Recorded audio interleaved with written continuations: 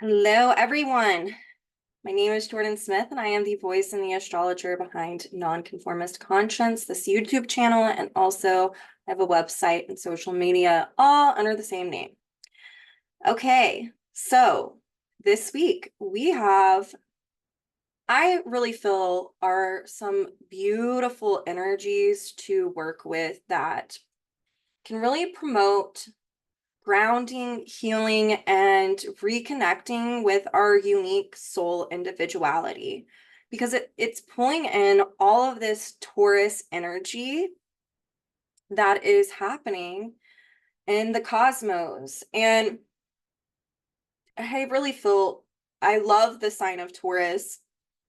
I have an affinity for the earth signs, probably because I selfishly have so much in my own natal chart, but um there's a dynamic with Taurus that I want to talk about, especially because the sun is in Taurus. Venus today entered the sign of Taurus, and Taurus is so much about connecting with our relationship to self. It's why Venus co-rules Taurus and Libra, whereas Libra is like our relationships with others.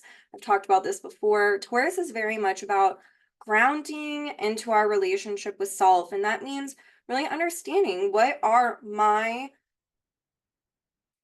personal values and needs, and understanding what I need and being self-sufficient and self-reliant. And that means really connecting with my own inner voice. That's Taurus. In order to do so. But the thing about Taurus is that it is naturally square. It's part of the fixed cross, right? So we can become stubborn and fixed in what our values are. If you know anyone who has a strong Taurus nature, it might be really hard for them to connect with others who don't have similar values, and it's because they're so introspective. Someone has a strong second house, it can be where they experience inertia with their own emotional dynamics and have a hard time understanding what they are sometimes. It just really depends. But the beauty of the fixed cross, okay, yes, it's fixed energy. It can denote stubbornness. It's where we can get stuck. But whenever it is naturally expressed, it is so much about reconnecting with our own unique soul individuality and fostering a relationship to ourselves rooted and grounded in our unique soul individuality. And that really is seen this week as something that we're wanting um, to consciously work with. And the reason why it is connected to this is if Taurus is our inner relationship to self, our personal relationship to self, Taurus is polarized by the sign of Scorpio, and Scorpio is the soul. And then the other part of the fixed cross is Leo, which squares, it's in a T square to Taurus and to Scorpio. And that's about how we self-actualize through understanding our soul nature and fostering and developing a relationship to self, Scorpio, Taurus. And then it pulls in the T square between Aquarius, Taurus, and Scorpio as well, which is our unique individuality and how we can really, if it's naturally expressed, understand that everyone is unique and individualistic. It's why if you're someone who's individuating or in the spiritual stages of evolution, it can be really hard to be around the mainstream or the consensus, because within that, it's this is how you are, this is who, it's kind of robotic, right? It's I think in the Pluto book, it's like the consensus is the blind leading the blind a little bit. But when we're really evolving, we're wanting to reconnect with our own unique soul individuality. And we're also recognizing that everyone is unique and individualistic, and there's a beauty in that. And that also helps us with Taurus, Aquarius types of energy when we know who we are and our unique individuality, it changes our inner vibration, our frequency, our magnetism, and then we call in people who are very much aligned with our similar values, not as a way to conform, but as a way to have community, and that's Aquarius. And so this is a time of where we're really wanting to ground and reconnect with this. So today Venus enters the sign of Taurus, and this is happening while Mars is still in Pisces, but in a new phase conjunction with Neptune. So we need to keep in mind that Venus in Taurus is still the ruler of that lunar south node in Libra. So if we have, been coming to understand where imbalances, extremes, all of these kind of Libra dynamics have reached their limitations, stemming from how we've learned to be in partnerships, Venus and Taurus is saying, hey, let's reconnect with our own unique individuality during this time and really fortify it or learn more about ourselves to be in this state of discovery. So that way we change our inner vibration, and then we can resolve these South Node Libra dynamics of where situations of inequality or disarray or disharmony or extremes have played out in our relationships. There's also this function that happens between the natural inconjunct between Libra and Taurus, where if we're out in society and we're hanging out with our friends all the time, we can actually kind of lose sight of our own unique individuality. And so Taurus says, hey, let's go back, let's retreat, let's ground back into this. So that way we can have an integration, because we might have been comparing and contrasting. Oh, that's who you are. This is who I am. You're unique. I'm unique. It's whenever we take on the voices and the values of others that aren't in alignment with our unique individuality that the soul will really put brakes on something. That's why so often we'll see people who get in kind of these codependent relationships, and eventually when crisis happens and that relationship's no longer there, if someone's really consciously working on soul growth, they will do the Taurus dynamic and they will stay single for a while. And it's because they're wanting to reintegrate who they are and the experiences that they learned and the wisdom that was gained from those experiences of where maybe they were met with extremes or inequality or, self-abandonment, any of these things that I've been talking about that have surfaced with this South Node being in Libra. So it's really interesting that, we've got Venus and Taurus now ruling the lunar South Node in Libra. So this is a time to very much reconnect with ourselves as a way to learn how to harmonize with life, learn how to harmonize with others by understanding who we are and our own unique individuality. And this new phase conjunction happening between Mars and Pisces and Neptune. Mars is at this anaretic degree. Tomorrow it's going to enter the sign of Aries. But Mars being at the anaretic degree of Pisces, conjunct its ruler in a new phase, is where and if you think about this, Mars is the ruler of the North Node in Aries. So we're dealing with all of the dynamics that I've been talking about for months, dealing with our relationships. And this is this time where we can be confronted with the totality of the truth, Pisces, Neptune, and the timeless nature of it. But Mars is where our will is colliding with that. And so there's this need to surrender. Maybe you're in some type of relationship and it's any type of one-on-one where there's really your will is, I really want to stay in this. I love this person, and trying to control an outcome, but you're being met with the truth of maybe what's occurring in your life within your relationships, whether it be friends, family, intimate other, whatever. And so there's this need to dissolve the will. There's a need to surrender to the truth. That way, a new evolutionary cycle can take place. And this is an evolutionary cycle that is rooted in interdependence and being able to be independent while in relationships to others. So tomorrow, Mars enters the sign of Aries. And so let's talk a little bit about this. Mars is the desires that are emanating from within our soul.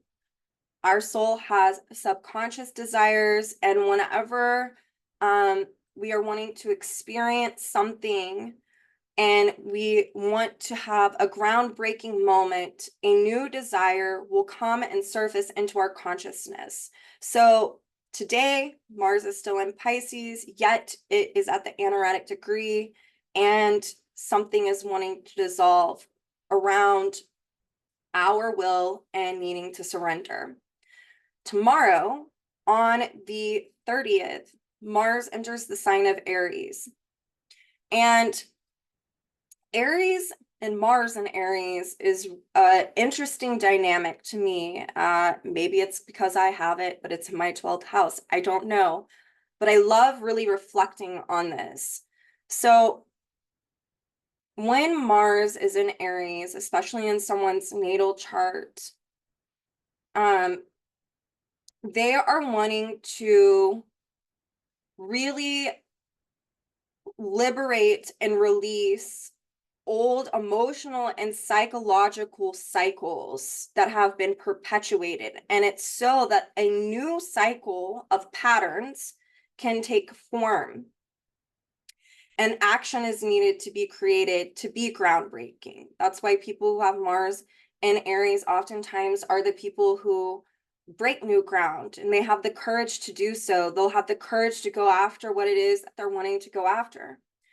So we can see that Mars entering the sign of Aries, where it's going to conjunct the North Node later on in a couple of weeks, in about 2 weeks. This is about really having an understanding.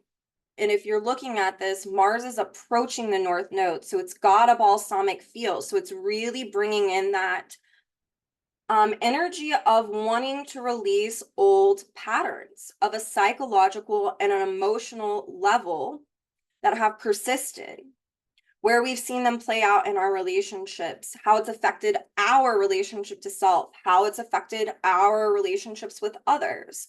And this can dissolve and we can create new patterns through creating action.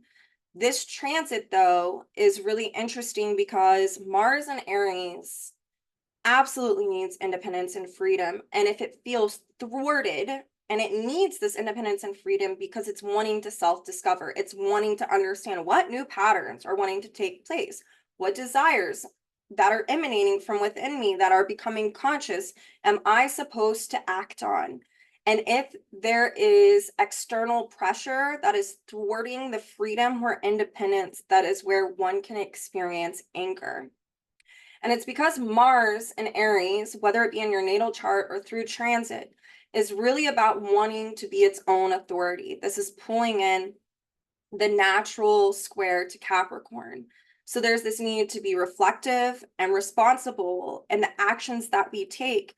But whenever something is suppressed and we're not being able to act on what it is that we're wanting to act on, whatever desires that we're having, and we feel like we don't have the freedom and independence, anger can occur. And this is usually from some type of external authority, because one is trying to understand their own sense of authority with Mars and Aries in order to create new patterns, in order to break new ground, in order to have courage. And so this dynamic can be coming up the weeks leading up to Mars conjunct the North Node in Aries. So if you're experiencing anger, it's really good to pause and self-reflect to pull in the natural Capricornian dynamic of, hey, what's going on here? Where is this anger coming from? Do I feel like I don't have the freedom and independence to act on the things that I'm desiring to do in order to break new ground? My soul is really wanting to start a new evolutionary cycle. And this is also where we're needing to still surrender to the truth of our situations. Mars in Aries is pulling in Libra. It's the polarity. And so there's this need to understand that everyone is unique and individualistic. They're equal. How we give freely instead of projecting an expectation, but also needing the reciprocity within that. All right. And that creates harmony and balance. And whenever that's not happening, that's whenever anger can occur as well. Because Mars in Aries does not want to abandon itself. And whenever it does, it becomes extremely enraged because it's feeling oppressed by some external source. And it's feeling like it can't break new ground. It can't start the cycle. It can't act on what it is that it's desiring to do in order to self-discover. The other dynamic with Mars and Aries is the action that we create pulls in Libra. We get that feedback. We compare, we contrast, we see our individuality. This is pulling in Venus and Taurus as well, understanding who we are. And that feedback really helps us to know what's the next direction we're meant to take. And that's why we have to really utilize Venus and Taurus right now, that South Node ruler, to connect with our inner voice and our inner knowledge and our inner guidance about what it is that we're wanting to experience in order to be in this state of becoming, of understanding ever deeper levels of our own unique individuality as a way to fortify our relationship to self. So if you're experiencing anger right now around dynamics, it's really good to stop and pause and self-reflect and to ask yourself, am I feeling thwarted? Am I not being able to actualize? And what is that feedback? And then confronting the truth, and then making a choice from there.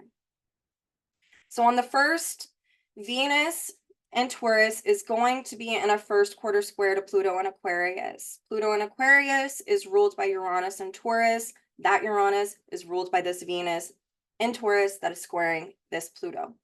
So a first quarter square is where we can feel afraid to take action. Take action around what, you ask? This is about taking action to liberate from values that are not in resonance with how we feel on an individualistic level.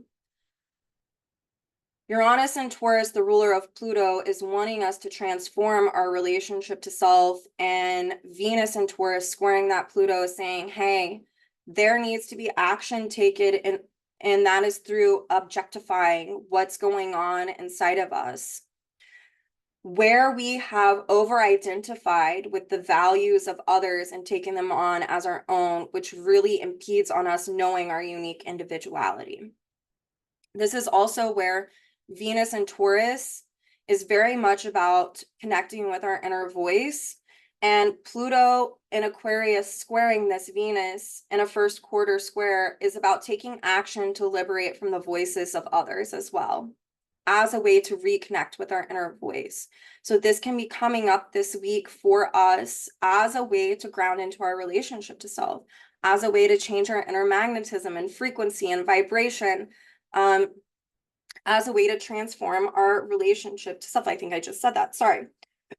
So on the first and this week, there can be inner guidance that we're having, and we might be afraid to take that. We might be afraid to take the action that's necessary. And so what this is it's pulling in the South Node of Libra, of where maybe we had our needs met, or we projected our needs onto others, or that's how we learn to get our needs met, is from someone else doing it for ourselves. And there is a need to create action with this first quarter square between Pluto and Venus to liberate from any of the dynamics that impede upon us being self-sufficient and self-reliant, of really understanding the natural quality of Taurus, which is about self-sufficiency and self-reliance. And whenever we take that action by listening to our inner voice and our inner knowledge and our inner direction, what it does is it helps to cultivate natural, healthy self-esteem. So if you're someone who's been working on self-esteem stuff, there can be a lot coming up for you this week around not trying to control outcomes, about being self-sufficient, about reconnecting with your inner voice, about learning to trust yourself and your inner guidance and your higher intelligence. This is pulling in Uranus and Taurus. Uranus is our higher intelligence. Uranus and Taurus, I've said this for many weeks as well, is these are the inner drumbeat. Whatever keeps coming into your consciousness that is becoming more frequent around an action that you're meant to take, that you're hearing in your inner voice, this Pluto square Venus is go time. You're gonna have to act. Because crisis can happen when we don't. If we're getting back into, not feeling good enough, or projecting these expectations onto others, that's where Mars and Aries can really feel this inner rage. Especially because we could feel like we're copping out on ourselves and we're not creating new patterns, not creating new cycles. Because remember, Mars and Aries is like, no, we've got to let go of all the old patterns on an emotional and psychological level in order to break new ground. So then on the 3rd, Mars and Aries is in a crescent sextile to Pluto in Aquarius. And this is as Pluto stations and retrogrades until the middle of October. So if you think back to February 13th, I think it was February 13th, Mars was in Aquarius and it was conjunct Pluto.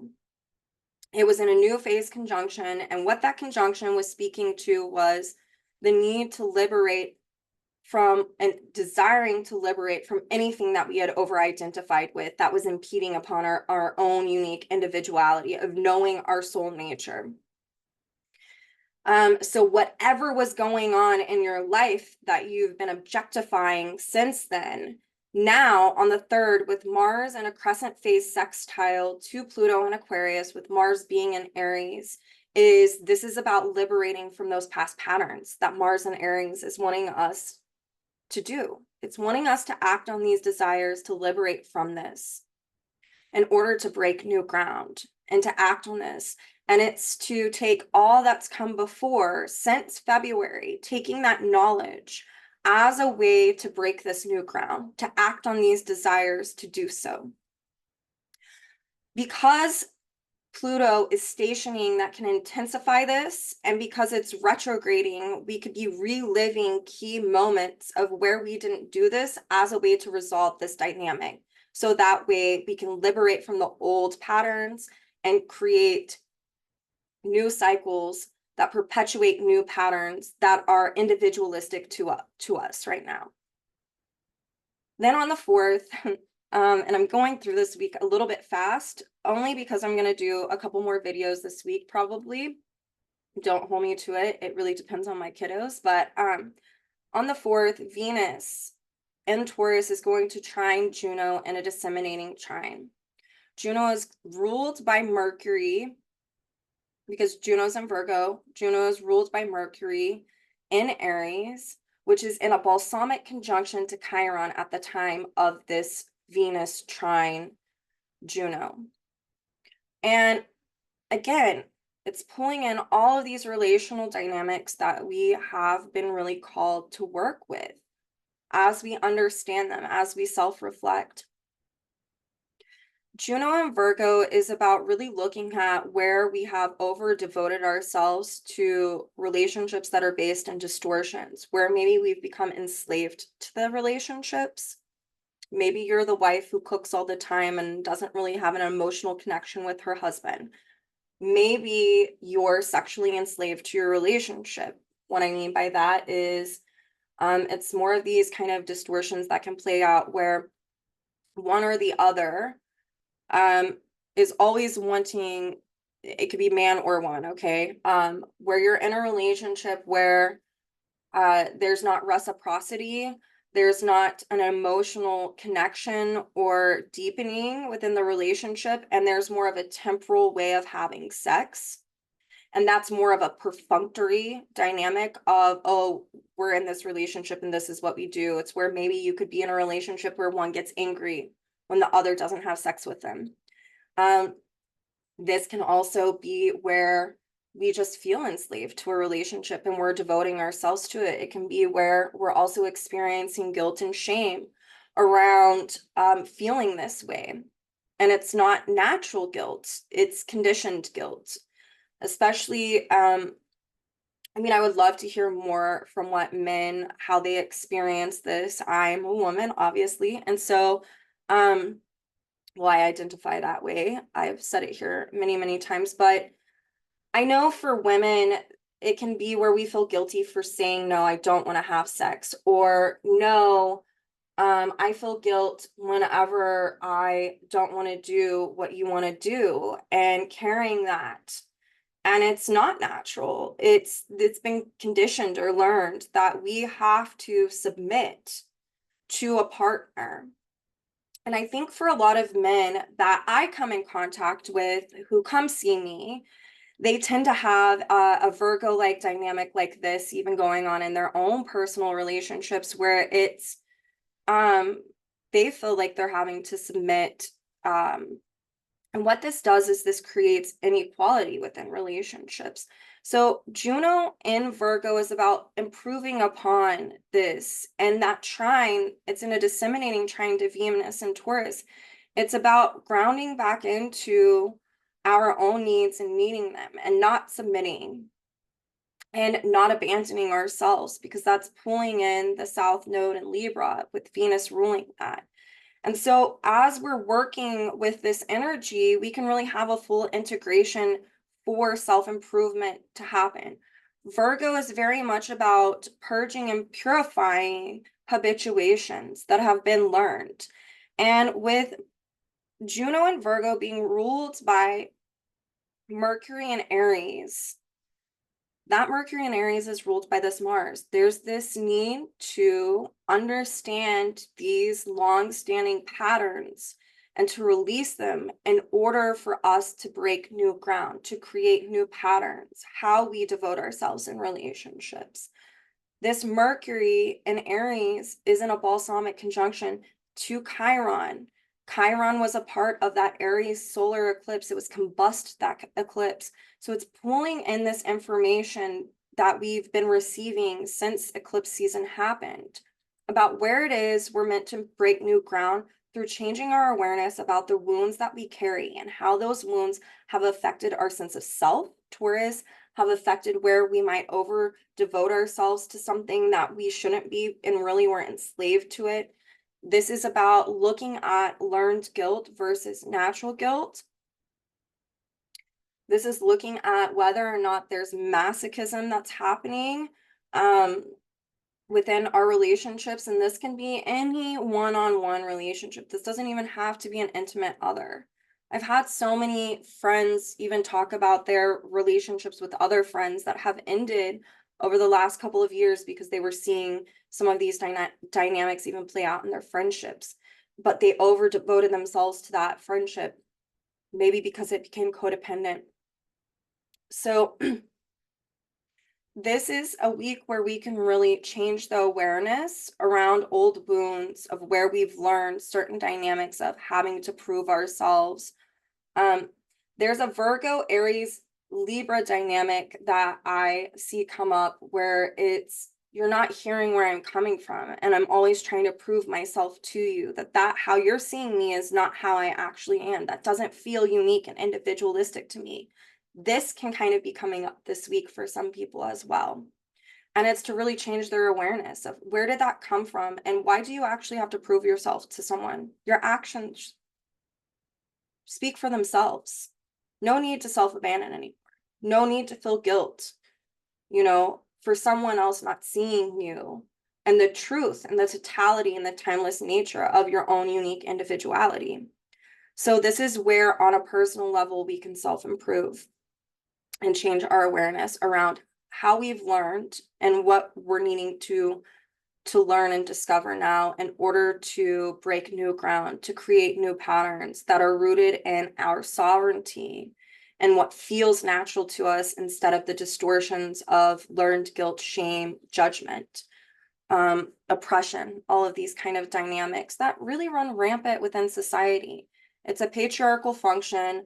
I know I had a man on here one time, I said patriarchy, and he thought I was blaming men, and I kind of found the irony in that, because it was a man saying that to me. I was like, I think you're taking this personal. That's not what I mean by patriarchal distortions. Patriarchal distortions are anything that's not rooted in natural law, that is actually rooted in suppression, repression, or oppression, self-righteousness, or judging, being judgmental, not making correct judgment, but being judgmental, being exclusionary in nature instead of inclusive. And so I wanted to really speak to that, because we do live in a patriarchal society, and we have for thousands of years now, and I'm bringing this up because Pluto's going to go back into Capricorn again.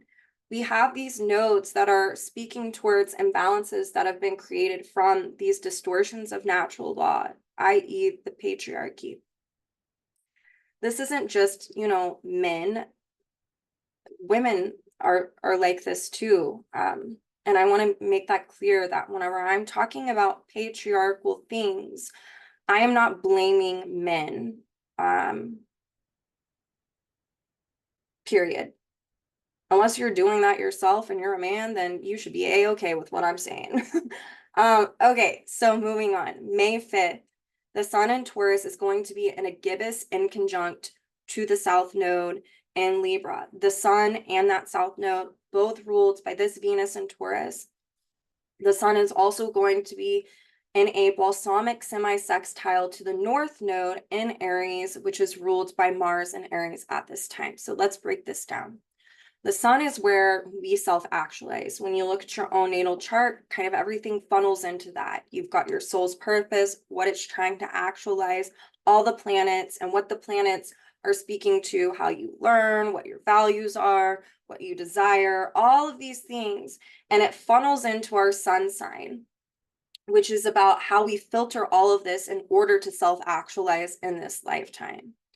But through transit, the sun transiting wherever it's falling in your natal chart and whatever it's aspecting speaks to the ongoing momentum of how we're meant to self-actualize in tandem with our sun sign.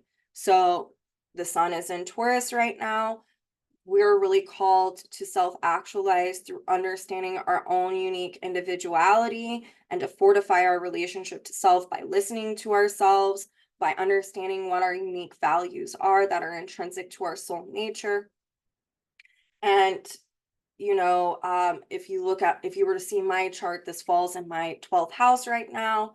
And at this time, it's actually going to be trining my sun in Capricorn in the 9th. So as I do this and I culminate long-standing dynamics of where I've taken on the values of others and blah, blah, blah, it helps me regain my sense of my soul nature, my authentic nature, and helps me have my own, reconnect with my own sense of authority, right? So you can see how this plays out in whoever's chart by how it's aspecting, but it's a way to self-actualize. So this sun in Taurus, though, right now is in a gibbous in conjunct to the south node. So what this is saying is a gibbous in conjunct is a transitionary phase. It feels Virgo-like. It's about self-improving. What are we self-improving on? Our relationship to self. We're self-actualizing through knowing our unique individuality. It's what I've been talking about this whole video. This is why I love astrology, because it just kind of plays off of itself. But that south node in Libra is about self-improving upon our inner relationship to self. That way we culminate long-standing dynamics within relationships with others where imbalances have been created. It's like the more we know ourselves and our unique individuality, the better we're able to connect with others in a harmonious way, because we're not projecting onto them what we need. We're being Taurus. We're being self-sufficient and self-reliant. It's like self-improving on, I'm not here because I need to be here. I'm here because I want to be here. And really understanding that through being self-reliant. This is about also self-improving upon listening to ourselves instead of the voices of others, Libra. That sun in a balsamic semi-sextile to the north node is, as we do this self-improving work to really fortify our relationship to self, what it does is it helps us culminate all of those prior patterns that Mars and Aries is saying, no, we want to break new ground. So as we do that, it culminates that. It helps us understand what's timeless about our unique individual nature, and it helps us to break new ground, to create new cycles as we self-improve upon this. So if you want to know more about this week, I did a very in-depth written report. I will post the link below where I'm going over these energies. And again, to let you guys know, I am doing a Taurus birthday special for $75. Come see me. We can see where all of this is falling in your own natal chart, what it's aspecting, and what this is meaning for you.